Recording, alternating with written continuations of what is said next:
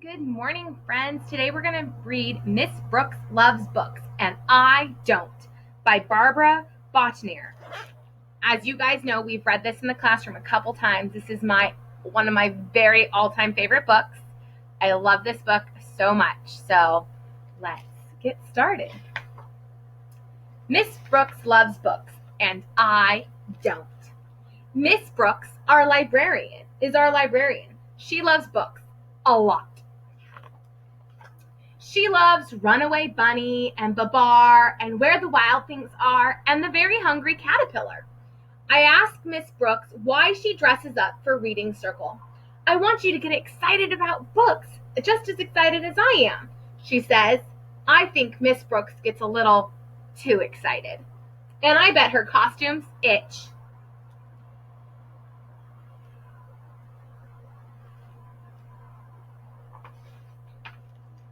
Halloween means we each have to find a poem to share, but all the books with witches, ghosts, and goblins are checked out, and I hate pumpkins. So I make up a Halloween poem of my own. Eek, a freak! The class looks at me funny. Miss Brooks says, well, it's a start.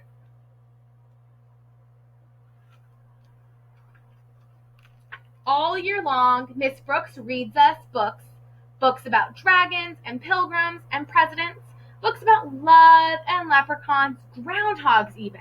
It's vexing. What does vexing mean?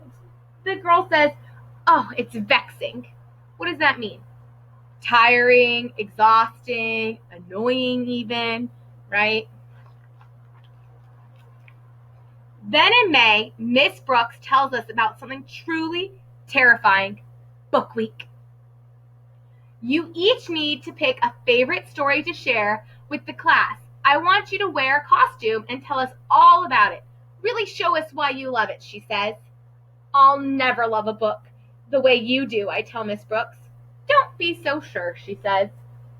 I agree with Miss Brooks right now. If you don't have a book that you love right now, you just haven't found the right books. And believe it or not, when I was a student, I was this girl.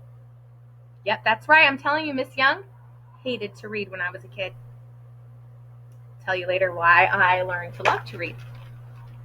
When I get home, I ask my mother if we can move to a new town.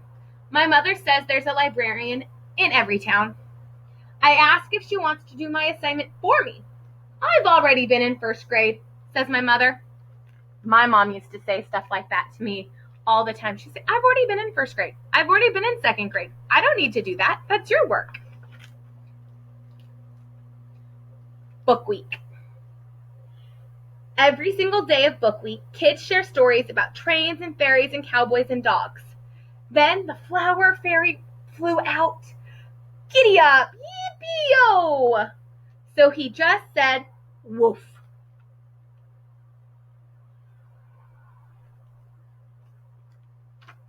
When Miss Brooks asks what I think, I say too flowery, too furry, too clickety, too yippity.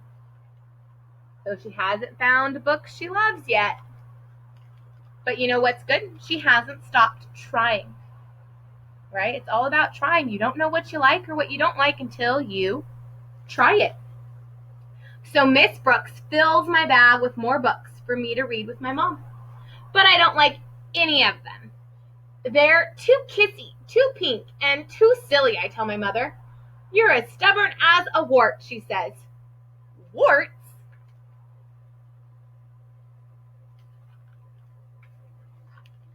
I want to read a story with warts, I shout. Warts.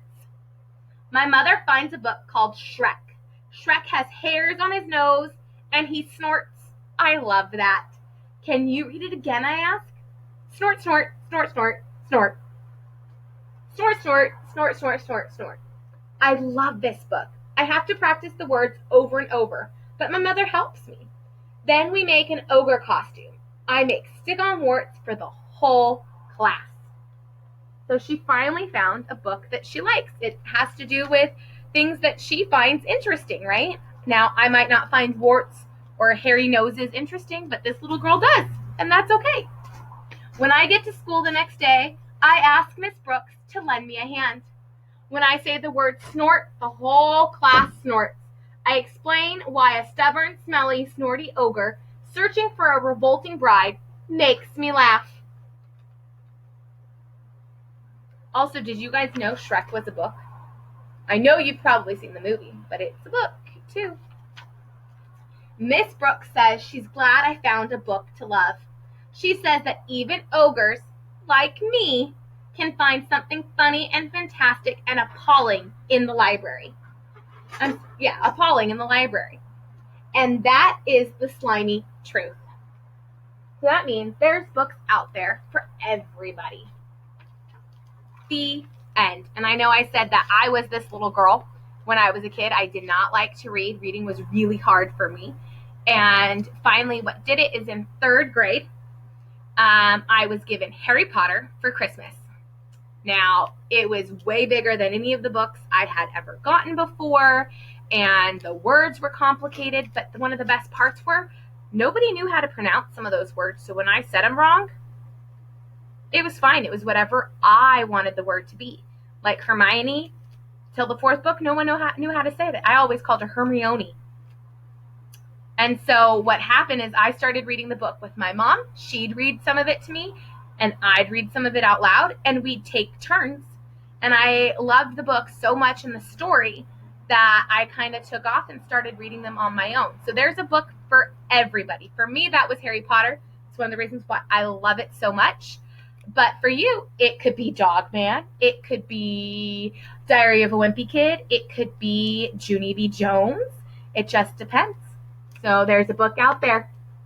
I want you to go ahead and share with me the book that makes you love reading and makes you want to read it again and again and again. Have a great day.